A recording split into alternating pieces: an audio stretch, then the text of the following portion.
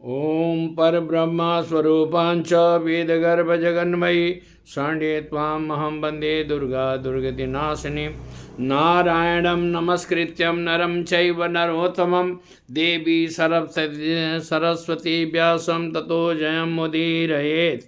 कामख्यां कामदां श्यामां कामरूपां मनोरमां ईश्वरीं त्वामहं वन्दे दुर्गा दुर्गतिनाशिनीं। माँ भगवती आदिशक्ति एवं माँ कामाख्या, साथ में भगवान विष्णु आप सभी का कल्याण करें और आप सब पर कृपा बनाए रखें। क्योंकि आज का व्रत जो है, एकादशी व्रत जो है पाशांकुश, क्योंकि पाशांकुश एकादशी आज है। आज जो भी प्राणी अगर व्रत कर लेता है या भगवान विष्णु का पूजन करता है, भागवत का 4 श्लोक भी पढ़ लेता है, तो सोच लीजिए कि जन्म जन्मांतर के पाप का क्षय हो जाता है। आज मेरा प्रसंग ये है, मैं बहुत दिन 7-8 महीना पहले एक प्रसंग डाला था। माँ कामाख्या के यहाँ अनेकों चमत्कार होते हैं। देखिए, सबसे बड़ी चीज़ यह है कि माँ भगवती कामाख्या जो है तंत्र की जननी है, क्योंकि नीलांचल पर्वत है और ब्रह्मपुत्र, हर जगह नदी है लेकिन वहाँ पर नद हैं। और माँ भगवती कामाख्या की कृपा ऐसी है कि वहाँ पर तंत्र पैदा होता है और जाकर के तारापीठ में जो है सो वो युवावस्था को प्राप्त करते हैं। कहेंगे कि इसका क्या है? तारापीठ में इसलिए कि वशिष्ठ ने ईला को जो है सो लड़की से लड़का बनाया। और खास करके ये भी कहा जाएगा कि विश्वामित्र ने त्रिशंकु राजा को जो है, त्रिशंकु राजा को वहाँ जाकर के उन्होंने बातन स्वर्ग में से जब नीचे गिर रहे थे, पतन हो रहा था, तो उनका वहाँ जो है सो उन्होंने त्रिशंकु राजा ने वहाँ उनको रोक दिया था।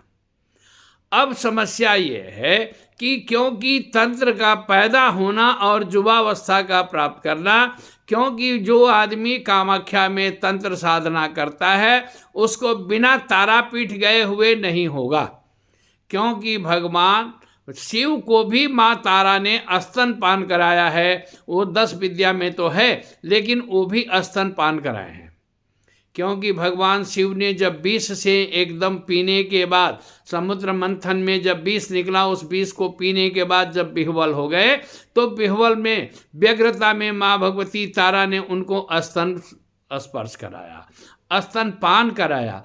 इस वजह से यह कहा जाता है कि आज भी छोटा सा बच्चा अगर पीड़ित होता है, चोट लगती है, तो माँ जब उसको अपना स्तन पकड़ाती है और वो चुप हो जाता है। तो इसलिए तंत्र युवावस्था में तारापीठ में है। आप कभी भी किसी भी चीज़ को प्रसंगवश लेंगे तो धीरे धीरे इसका समय मिलेगा। बहुत से लोगों का प्रश्न आ रहा है, बहुत लोगों का जो है सो फोन आ रहा है, हमारे पास संपर्क कर रहे हैं कि महाराज मैं साधना करना चाहता हूँ। देखिए, साधना के लिए सबसे बड़ी बात क्या है कि गुरु का भी फर्ज बनता है कि शिष्य को परीक्षा लें कि मेरे लायक है कि नहीं है, और शिष्य का भी फर्ज बनता है कि कुछ दिन तक गुरु का इंतजार करें कि गुरु मेरे लायक है कि नहीं है। जो शिष्य स्वार्थ बस जुड़ता है और स्वार्थ में अगर उनके साथ जुड़ करके अपना स्वार्थ सिद्ध करके अगर उनको बदनाम करता है, उनको किसी प्रकार की हानि करता है, वही जाकर के रौरव नरक में 7 जन्मों तक पड़ा रहता है। इसलिए आप गुरु और शिष्य दोनों का एक दूसरे का परीक्षा होना चाहिए, एक दूसरे का इंतजार होना चाहिए। क्योंकि तत्काल में कोई भी मंत्र का दीक्षा नहीं लेनी चाहिए। क्योंकि गुरु, अगर बाय चांस कहा गया है कि पानी पीजिए छान के और गुरु लीजिए कीजिए अपना जानकर, तो गुरु का भी जो है सो आप, गुरु सर्वव्यापी है, ब्रह्म और गुरु सर्व जगह है, लेकिन गुरु का परीक्षा आप नहीं ले सकते हैं। लेकिन गुरु आपके लायक जब तक कुछ दिन तक नहीं संपर्क में रहेंगे तब तक पता नहीं चलेगा। अब आज के बाद मैं जो है सो 4 दिन तक वीडियो नहीं दूंगा। क्यों नहीं दूंगा कि हमारा 29 तारीख से श्रीमद् भागवत कथा का प्रारंभ होगा, जो हरिद्वार में श्याम प्रभु धाम और सिद्ध नागार्जुन भवन में ये प्रक्रिया होने जा रही है।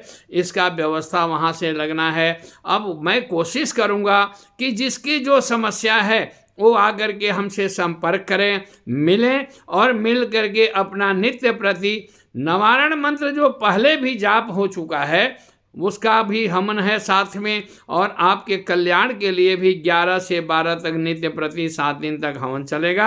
आप उसमें नाम लिखा सकते हैं, उसमें भाग ले सकते हैं।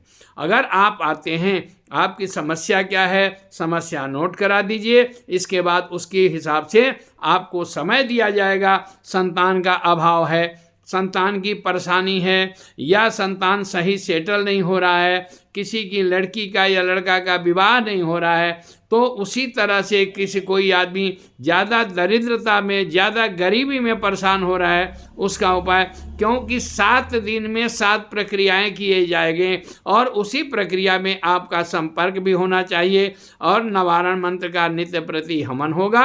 आप हवन में भाग लेकर के, और सबसे बड़ी बात है कार्तिक मास प्रारंभ हो रहा है। कार्तिक में आप सुबह गंगा स्नान और भागवत का श्रवण, ये आपके लिए बहुत बड़ा पुण्यदायी होगा। आप चाहें तो संपर्क कर सकते हैं या हरिद्वार में भागवत में आप आएंगे। अब हम जो है सो 29 तारीख को आपसे फिर मिलेंगे और भागवत में कोशिश करूँगा कि मैं लाइव में आऊँ।